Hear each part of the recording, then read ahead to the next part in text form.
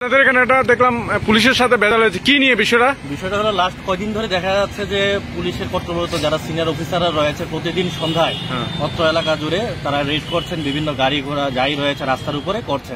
অবশ্যই আমরা আইনের ঊর্ধ্বে তো কেউ নয়, সবাই আমরা সকলেই সমান, কিন্তু দেখা যাচ্ছে যে আজকে যেমন একটা ঘটনার সম্মুখীন হয়েছে, দেখা যাচ্ছে যে অনেকে চলতি অবস্থায় কিংবা থামিয়ে বাইকে কিংবা স্কুটিতে বসে আছে, তারপর তাদের ক্ষেত্রে ছবি তোলা হচ্ছে ফাইন করার জন্য।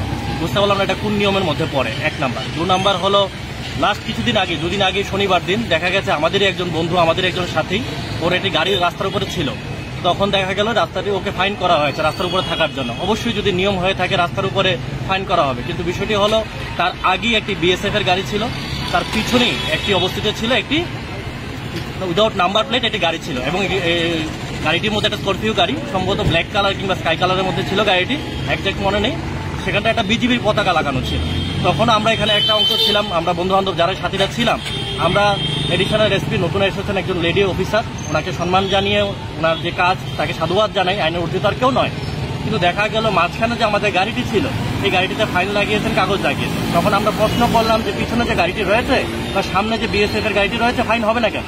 তো উনি জবাবে পিছনে বললেন যে এটা নাম্বার প্লেট নেই, তাই আমরা কিছু করতে পারছি না। তখন আমরা বললাম ঠিক আছে, নাম্বার প্লেট নেই তাহলে তো আরো ভালো, কারণ ব্যাপারটা হলো উইদাউট নাম্বার প্লেট কিভাবে গাড়িটা চলতে পারে।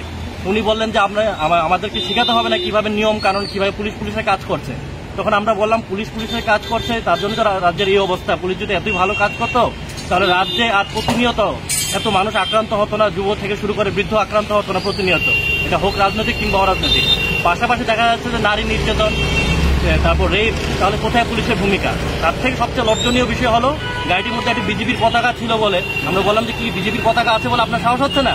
উনি তখন আমাদের দিকে তেড়ে আসলেন যে না, তোমরা কি বলতে চাচ্ছ, আমরা তোমার এগেনস্টে অ্যাকশন নেব। সবকিছু বললাম, আমাদের সাথে তর্ক বিতর্ক হলো, উনি তারপর এখান থেকে চলে গেলেন। ওনার সাথে কম করে 17 থেকে 18 জন অফিসার বা স্টাফ ছিল, ওনার জুনিয়র স্টাফ ছিল। উনি পারতেন ওই গাড়িটির সামনে একজন স্টাফকে রেখে দিয়ে যাওয়ার জন্য, উনি চলে গেছেন। তার পরবর্তী সময় গাড়িটি নিয়ে বের হয়ে গেছে। আমাদের একটাই কথা, আমাদের সাধারণ মানুষ কথা হলো পুলিশ তো মানুষকে হেনস্থা করার জন্য নয়, পুলিশ আমাদেরকে আমাদের যে আইন রয়েছে তা পালন করবে এবং আমাদেরকে শিখাবে, আমরাও তার পাশাপাশি করবো। কিন্তু আমাদের এই যে সিটি সেন্টার চত্বর থেকে আরম্ভ করে হকাস কর্নার অব্দি, হকাস কর্নার এলাকাটা মানলাম যে এখানে একটা শপিং এর বিষয় রয়েছে, কিন্তু এই জায়গায় ছোট ক্ষুদ্র দোকান রয়েছে। এই ক্ষুদ্র দোকানগুলির সামনে কেউ যদি একটা মনে করেন একটা বিস্কিট বা কিংবা চিপস কেনার জন্য আমাদের গুরুজি কনফারেন্স হলের এখান থেকে পার্কিং করে এখানে আসা, আর এই ছোট দোকানগুলি ক্ষুদ্র ব্যবসায়ীগুলি তাহলে কিভাবে চলবে? পাশাপাশি একটা অযুক্তি আমার যেটা মনে হয়েছে যে এই রাস্তার ধারে দুপাশে কত ফাস্টফুড স্টল রয়েছে, এই স্টলগুলির মাঝে মাঝে যে বাইক স্কুটি রয়েছে সেগুলি ফাইন করে কি মানে আছে? স্টলগুলির জন্য তো আমরা যাতায়াত করা সম্ভব না। পাশাপাশি এই যে লাইটগুলি রয়েছে পুজোর জন্য লাগানো, তার সেই কারণে রাস্তা তো এমনিতে চলাচল করতে পারে না, তারপরও ফাইন হচ্ছে। আমাদের একটাই দাবি, এবং সাধারণ মানুষ এখানে প্রতিনিয়ত হেনস্থা হচ্ছেন, পুলিশের কাজ করুক, কিন্তু নিয়ম অনুসারে নিয়মটা যাতে সবার জন্য সমান হয়, এটাই আমাদের দাবি। যাতে কোনো রকম ব্যক্তি বিশেষ বা কোনো রাজনৈতিক দলের কেন বিবেচনা না করে সবার জন্য সমান হয়।